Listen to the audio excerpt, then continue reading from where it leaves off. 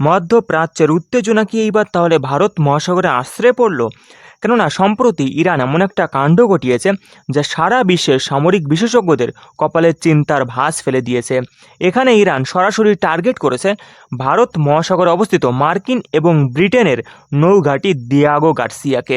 কিন্তু সবচাইতে বড় প্রশ্ন হলো যে ইরানের মিসাইল কি তাহলে সত্যিই 4000 কিলোমিটার পাড়ি দিতে সক্ষম?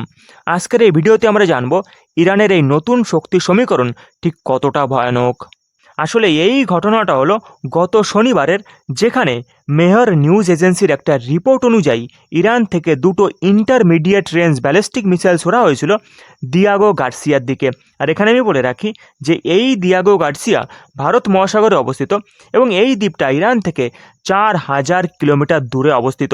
এখানে ওয়াল স্ট্রিট জার্নাল যে তথ্যটা দিয়েছে, দুটো মিসাইল ছোড়া হয়েছিল ইরানের থেকে এবং এই দুটো মিসাইলের মধ্যে একটা মিসাইল আকাশেই যান্ত্রিক গোলযোগের কারণে ভেঙে পড়ে, আর দ্বিতীয় মিসাইলটা যখন ঘাঁটির দিকে আসছিল তখন আমেরিকার যুদ্ধ জাহাজ থেকে একটা এসএম ইন্টারসেপ্টার দিয়ে সেটা আটকানোর চেষ্টা করা হয়। যদিও এই হামলাটি লক্ষ্যভ্রষ্ট হয়েছে, তবে একটা বার্তা কিন্তু পরিষ্কার যে ইরান নিজেদের দেশ থেকে ব্যালিস্টিক মিসাইল ছুড়ে হাজার হাজার কিলোমিটার দূরে থাকা আমেরিকার সেনার ঘাঁটিতে আক্রমণ করতে সক্ষম। এখানে এতদিন ধরে ইরানের বিদেশ মন্ত্রী আব্বাস আরাকচি দাবি করতেন যে ইরানের মিসাইলের সর্বোচ্চ পাল্লা হলো 2000 কিলোমিটার, অর্থাৎ ইসরায়েল এবং ইউরোপের কিছু অংশ তাদের নাগালের মধ্যে রয়েছে।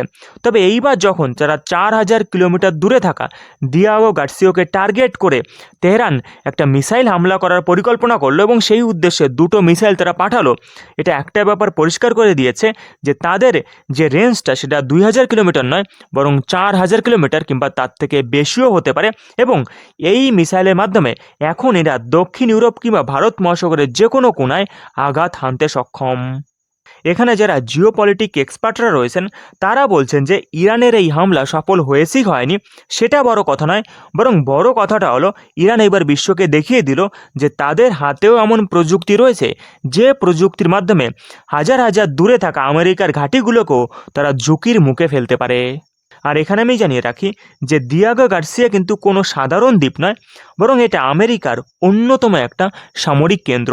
কেননা এখান থেকে আমেরিকা দূরপাল্লার বিমানগুলোকে ম্যানেজমেন্ট করে এবং এই আইল্যান্ড থেকেই, অর্থাৎ এই দ্বীপ থেকেই আশেপাশের দেশের উপর আমেরিকার নজরদারি চালায়।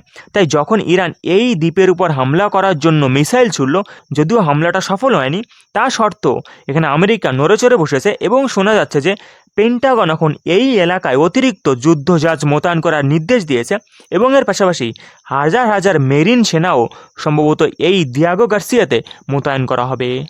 আর ইতিমধ্যেই এখানে যেটা জানা গিয়েছে যে ইরানের এই হামলা করার চেষ্টাকে এখানে আমেরিকার পাশাপাশি ব্রিটেনও নিন্দা জানিয়েছে।